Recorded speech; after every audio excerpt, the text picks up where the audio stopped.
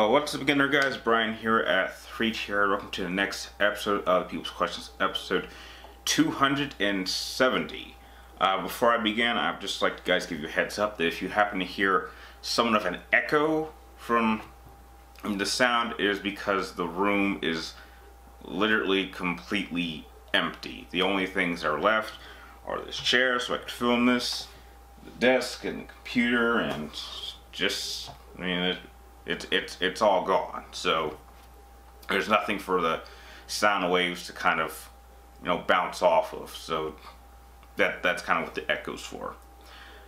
So let's get started with the first question coming from Matt Cruz, and you want to know what is my favorite book series. I don't know, I'll keep it simple. Harry Potter. Probably, I mean, that was like, I guess for many of us, like the one book series that kind of got me into reading. I don't count the Cursed Child as a Harry Potter book, but yeah, definitely the 7 books and 8 films, or technically 9 maybe if you count the Wild Beasts and Where to Find Them, if you count that. But yeah, definitely Harry Potter. Every once in a while I kind of go back just to skim through it, just to kind of try to relive some childhood experiences. Next question coming from the first newbie, and if I'm correct, we actually got a lot of newbies, so I guess, starting a new chapter of the People's Questions might not be a bad thing. Coming from Koehler, and you want to know, will I ever do a versus series on Star Wars characters? As much as I would like to, probably not. There are other YouTubers that I look up to that I think are better than I am when it comes to that kind of things, and I would suggest watching their videos than watching one of mine. Those guys are definitely the pros and the experts when it comes to Star Wars characters. I think I'm knowledgeable enough to keep up with them, but in terms of overall knowledge, it doesn't even compare to them. So no, chances are, I mean, there's only one Star Wars matchup I would want to do, but I would really appreciate it and trust their opinion on it than I would trust my own. So probably not. I'm gonna be honest, I don't even know how to pronounce his name, so I'll just leave it right here. And you want to know, what is my all-time favorite retro game as in made before 2000s? Man, that's a hard one. I guess I'll have to go to probably the most important video game I've ever played, and that'll be Final Fantasy VII. For obvious reasons. I mean, it revolutionized RPGs, kind of brought it into the mainstream, was a real major graphical leap in terms of the Final Fantasy franchise. And some would say it kind of made it what it is today, until a certain unlucky number decided to destroy it with 3 installments, but maybe we're making our way back. So yeah, I would probably say Final Fantasy VII. The next question comes from Santiago Sarpino. You want to know, which episode of Dragon Ball Super do I think was funnier? The Dr. Slurp cover over, or the baseball episode? I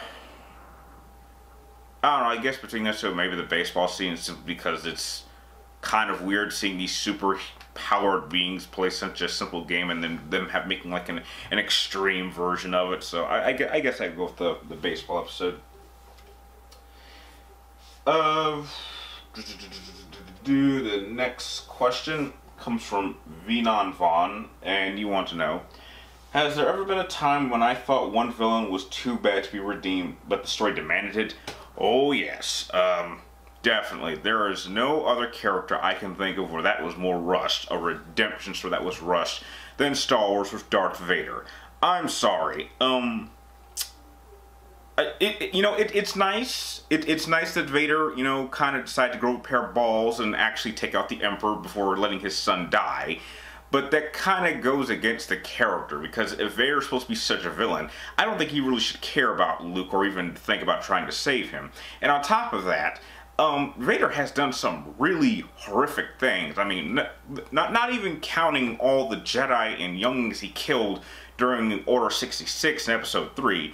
But this guy has killed tens, if not hundreds of thousands of people, and have just slaughtered Jedi. I mean, he openly enjoys torturing them and breaking their psyche and driving them insane to the point where they practically want to kill themselves. I mean, Vader has done some pretty unforgivable things. So the idea that just because you decide to pick up the Emperor and throw him down an exhaust port that's 330-mile shaft into the main reactor of the Death Star, and that suddenly makes you redeemed, I think is absolute BS. I mean, I hate making this comparison, but imagine if Adolf Hitler, near the end of his life, realized that killing millions of Jews was wrong, and he says, you know what, I'm sorry for killing all those Jews. I mean, would you really think he's redeemable?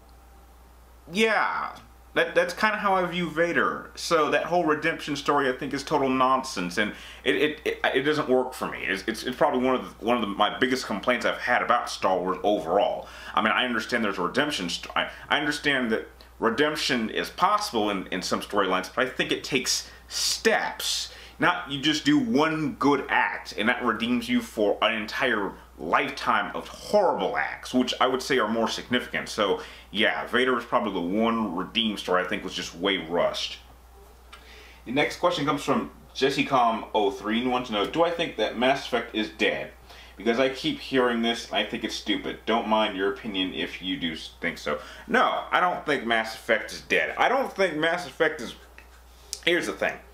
I did not think Mass Effect Andromeda was as bad as people think it is. Because when you start a new franchise, I mean, okay, mind the technical issues, which I think could easily be fixed with patches. It's going to take a while, but the game wasn't as broken as people make it seem to be. They make it seem like it was completely unplayable, which is not the case. It just was very, very buggy at times. But I was still able to finish the game. There are a lot of story elements, sure, there are plot holes, but I could easily understand them wanting to continue them in the sequel. And when you're starting any new franchise, or any new chapter of a franchise, I never expect the first installment to be great. It's always the sequel that you expect to be kind of the high point of this new storyline. So I would really like to see a Mass Effect Andromeda 2 to see where this story goes. And to be quite honest, although in terms of characters, I don't think anyone a part of the Tempest crew is on a level like, say, a Tali or a Garrus. But to be honest, I think they're a much more balanced team than any team we've ever had with the Normandy. If I had to pick a team, I would go with the Tempest. I mean, don't get me wrong, the Normandy crew, it's classic, it's legendary, but only really one, maybe two members really stand out to me. Everyone else is just kind of passive. They kind of just come and go, and they don't really matter. But with the Tempest, I really felt a connection with all 6 of my party members, including everyone, all the engineers and the pilots and the scientists. I actually felt like, because it was a much smaller crew, I could connect more to them. So I would absolutely like to continue this story with that crew going into an Andromeda 2. So no, I think that they could easily bounce back, fix these issues in the sequel, and hopefully give us the Mass Effect experience that we all want. Lightning never strikes a franchise twice, so obviously it's going to stumble. So no, I don't think Mass Effect is dead at all. I would love to see it continue. The next question comes from Bill the Spy in his hat, and you want to see, what do I see myself doing in 5 years? Well, in 5 years, I'm hoping to be working with a video game media company, because, you know, it's been obviously my life dream to actually work in gaming journalism. Now, some people say that's kind of stupid, but I know I still think there's very much an audience that requires some real professional journalism when it comes to the world of gaming, because it's always evolving every year, and every year there's new games and new developments and new improvements that I think needs to be reported, and I think it really needs an analytical eye. Now that's kind of what I want to be doing. I would say that my channel, because I'm trying to kind of lean it more towards gaming, is like my portfolio. So if if like a company or media outlet was like want to hire me, and I said, well, what are your recommendations? What's your, what have you done? I could show them my channel, and hopefully that would be kind of like let them know that, yeah, this is someone who's really passionate about gaming. I know what I'm talking about. I've been doing it for a long time. Heck, if you need any online stuff, I'm good at being in front of the camera and expressing my opinion honestly. And yeah, I would really like to be doing that at least for a good 15-20 years if I happen to get in. So yeah, that's what I see myself doing in about 5 years. The next question comes from Matthew Keller. You want to know, what is the one gaming series you will never tackle in a future versus series matchup? One series I will never tackle? Mortal Kombat. I mean, there's no reason. I mean, I guess it's a fighting series. Any character can beat anyone, so it's really impossible to come up with an analytical answer for who could beat who, because it's up to the player to decide. So I guess it's one franchise that I can't really even tackle with versus series simply because of the nature of the gameplay itself. Next question is another regular of mine, going by the name of Abil, Mr. Z. And you want to know, has YouTube ad boycott affected me? No, I haven't even noticed it. I'm not even sure what that is. I guess it's a boycott against ads and videos, but it's never really bothered me. The next question comes from another newbie, and I'm sorry, another name I can't quite pronounce, so I'll just leave it right here.